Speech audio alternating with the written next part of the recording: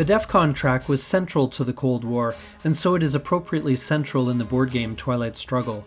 But how is one to manage it, and manage it well? We will take a few minutes to teach you all about it here on Legendary Tactics.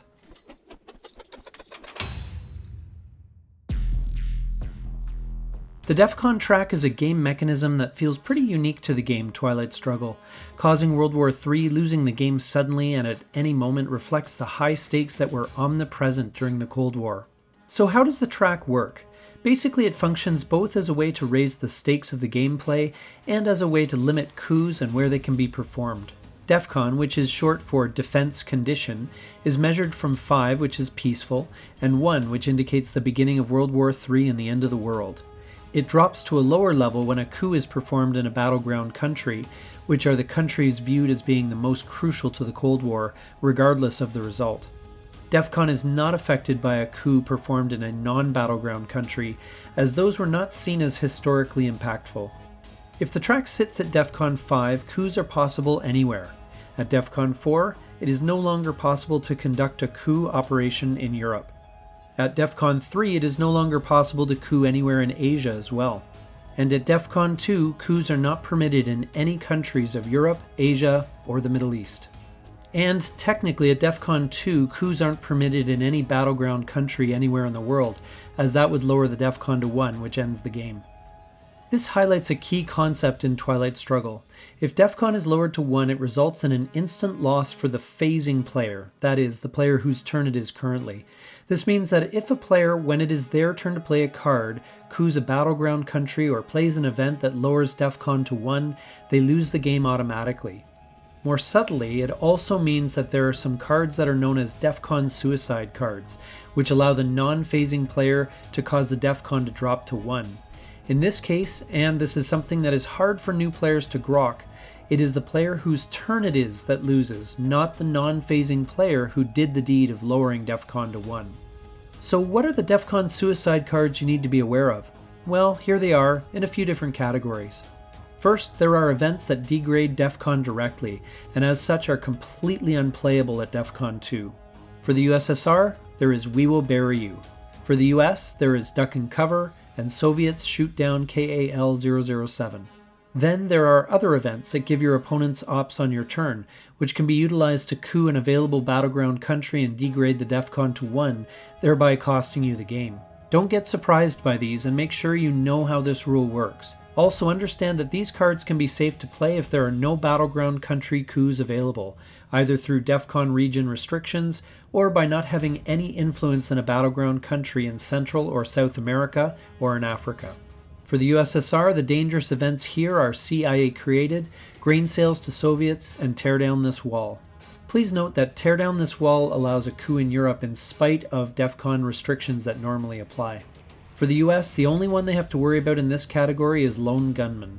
There are also some cards that do not affect DEFCON themselves, but could result in a DEFCON suicide anyway, due to the way the card's event works. For example, the USSR might need to fear 5-year plan, which reduces hand size and may therefore force the play of a DEFCON suicide card. Star Wars can be risky if a DEFCON suicide card is in the discard and the US is ahead in the space race. Missile Envy could pull and trigger a nasty card from your opponent. And there are neutral cards like Summit and Olympic Games where death by DEFCON is possible, but only if misplayed or if you are a victim of a bad Missile Envy. So how does one deal with DEFCON suicide cards? One of the easiest ways is by utilizing the space race. This will work for the vast majority of these cards, but if they are low ops cards like CIA created or Lone Gunman, or sometimes if you are under Red Scare/Purge, the cards might not be eligible for space unless boosted by Containment or the Brezhnev Doctrine. The other option is to hold the card. Having the China card in your possession makes this much safer and easier, as you will be less vulnerable to cards that drop your hand size like 5-year plan, Blockade, or Missile Envy, which might force you to play the DEFCON suicide card before the turn is out. And if you are in this situation, be careful that a play of UN intervention doesn't leave you vulnerable in this way. Ideally, playing the China card will even allow you to hold 2 nasty cards that turn. Also, a card like Salt Negotiations can also potentially help in this regard by giving you an extra card to work with. But be sure to plan ahead. Holding onto a DEFCON suicide card is a temporary mitigation. It will need to be addressed eventually, and hopefully on a timeline that suits you. Get rid of these cards as soon as it is feasible. UN intervention is another way that one of these deadly cards can be dealt with, as long as you are lucky enough to have it in hand. The downside is that it will decrease your hand size, which could hurt if you have multiples of these cards, and it also doesn't get a starred event card out of the deck, meaning it will likely have to be encountered again at a later point in the game. A more daring and innovative way to deal with them is to headline one of them. As the USSR typically wants to make a coup in their first action round, the US can usually safely lower DEFCON in the headline phase. There is a risk for both players in doing this, however, and the USSR does have the ability to play things much more safely if the first action round is used to dispose of such a card instead of during the headline phase. This way the USSR can see what the US headlines and can make the move if the coast is clear. Sometimes events can be useful in helping you get rid of these cards. For example, nuclear test ban and SALT negotiations raise DEFCON by 2 levels, enabling you to play DEFCON suicide cards safely. Ask Not What Your Country Can Do For You or even Aldrich Ames Remix can help you discard these cards without triggering their event.